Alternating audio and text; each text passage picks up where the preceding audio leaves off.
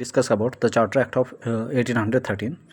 Yesterday, I discussed about the Charter Act of 1793. Getting in this Charter Act, these are the most important feature of the Charter Act of 1813. In this Charter Act, it abolished the यहाँ पे क्या हुआ जो in case of जब मैंने yesterday discuss किया था charter act of 1793 में, जहाँ पे जो भी ट्रेड मोनोपोली थी कंपनी की उसको एक्सटेंड किया था फॉर द नेक्स्ट 20 ईयर्स के लिए, लेकिन वो हुआ था 1793 चार्टर एक्ट में। Now in charter act of 1813 इसमें क्या हुआ कि जो ट्रेड मोनोपोली थी कंपनी के, इसको क्या किया था, ख़त्म कर दिया था। ठीक है, जो 20 ईयर्स बढ़ा रहे थे उसको ख़त्म कर दिया था। Abolish the trade monopoly of the company in India. ठीक है, this is one of the most important feature of the charter act of 1813।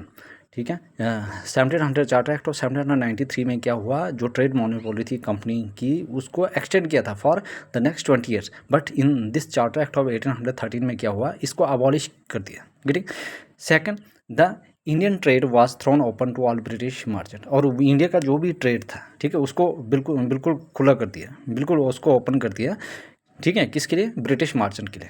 तो इसमें क्या हुआ, the Indian trade was thrown open to all British merchant. Getting however it continue the monopoly of the company over trade in. सिर्फ देखो, सब कुछ जो भी ट्रेड मोनोपोली थी उसको ख़त्म कर दिया था, किसको छोड़ के, कि हमारे पास जो भी हम ट्रेड करेंगे किसके साथ।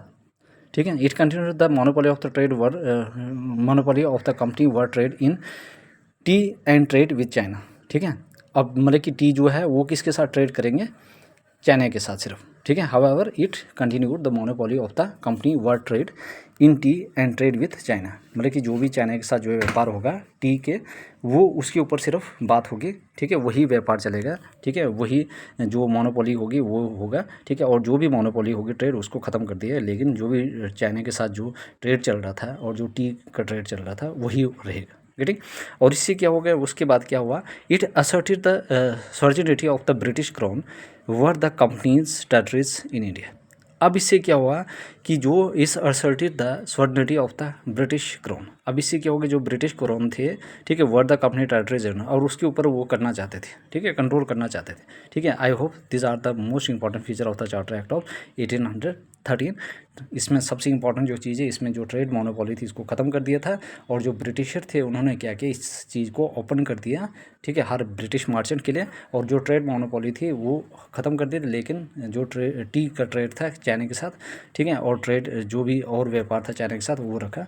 ठीक है, और जो इस asserted the sovereignty of the British crown over the company territory in India. ठीक है, I hope everybody clear this important feature. ठीक है, नेक्स्ट पार्ट में इसके और फीचर्स आएंगे। गेटिंग, ठीक है, I will cover this important feature of Charter Act of 1813 in both this